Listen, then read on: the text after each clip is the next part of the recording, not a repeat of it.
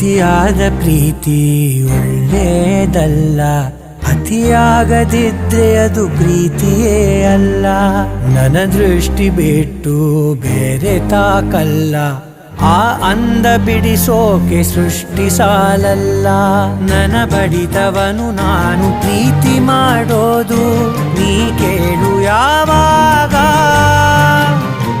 ಎದೆ ಮೇಲೆ ಕೈ ಇಟ್ಟು ನಾ ಕೇಳಿದಾಗ, ನಿನಗೆಂದೆ ಬಡಿದಾಗ, ನೆನಪುಗಳೇ ನನ್ನ ಎರಡನೇ ಹೃದಯ. ಈಗ ಈಗ ಈಗ